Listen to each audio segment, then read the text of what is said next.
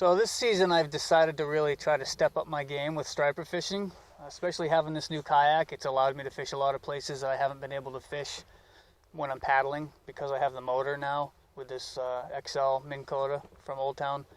I really decided I wanted to try to step up my game and start targeting some bigger fish and finding out where some of these bigger fish were hanging. And I knew my best chances was to fish eels at night. I planned one particular trip with my good friend Chuck, who's actually running the camera right now.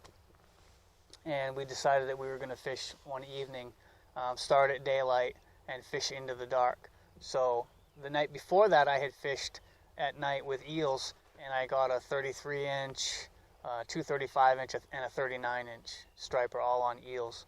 So I knew that since we were going to be out at night, I was going to bring some eels with me. And so I did. Planned to meet Chuck at the launch in the afternoon while it was still light.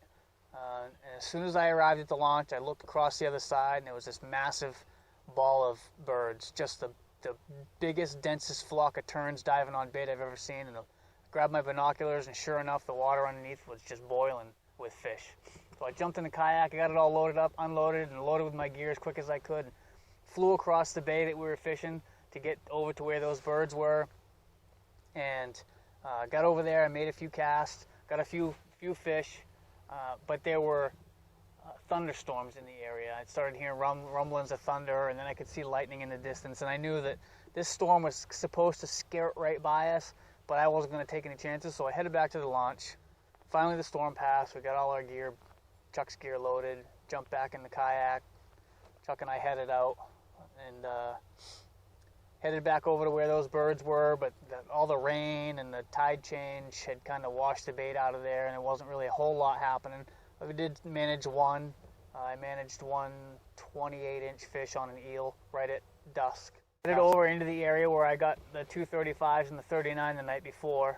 I knew that was a consistent producing spot, so I headed right back over there. I didn't have a whole lot of time because we planned a video shoot for the morning early, right at sunup, and I didn't want to be too late getting home with that coming, so I figured I'd troll my way down this one particular shoreline and make my way back towards the boat launch that we used and call it a night.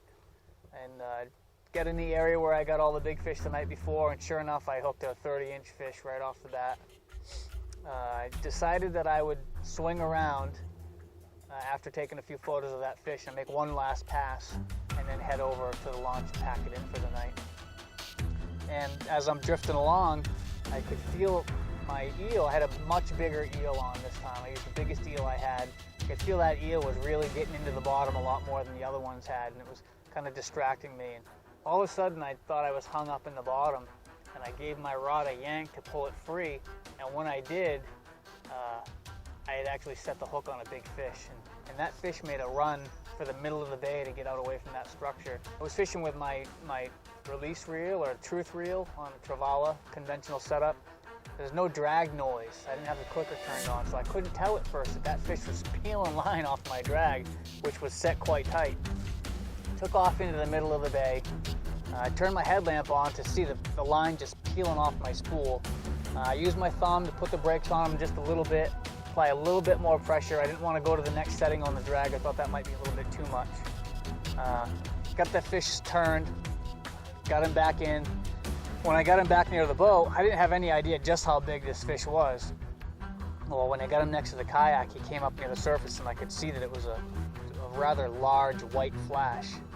So I knew it was a really big fish, and managed to get some line cranked in. The fish made another run, took off back out into the middle of the bay, and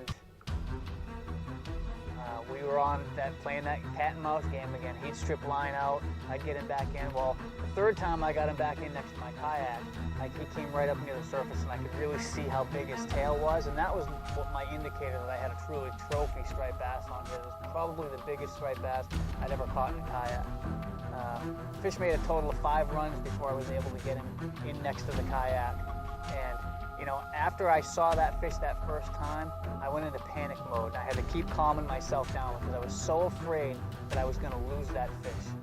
And my nerves set in, and I had to keep talking myself down and keeping myself from doing anything crazy, like trying to get a hold of the fish as fast as I can, which would probably cause him to shake that hook. I got the fish back in next to my kayak. Finally he came up, I was able to get my fish gripper on it and let out just the biggest hoot. Called Chuck to have him come over. I got the tape on the fish. He measured 46 inches long.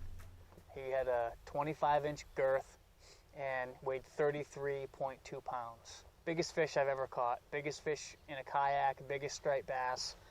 Just a remarkable fish. What a gift to be able to catch a fish like that. I revived him, spent about 20 minutes reviving that fish.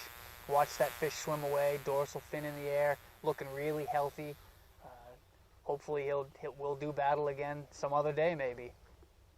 Really, really cool to catch a fish that size, so close to the water in such a small vessel. I gotta thank Old Town for providing me with the opportunity to get out and fish places that I've never fished. It was the game changer having this kayak, this Predator XL Minn Kota. The reason that I decided to step up my game, like the way that I did, and try to raise the bar personally as a striper fisherman. So thank you to Old Town, I really appreciate it. A personal bar that you're looking to raise, I say go for it. There's sky's the limit, and you're only going to improve as an angler. So give it a shot. Hopefully my story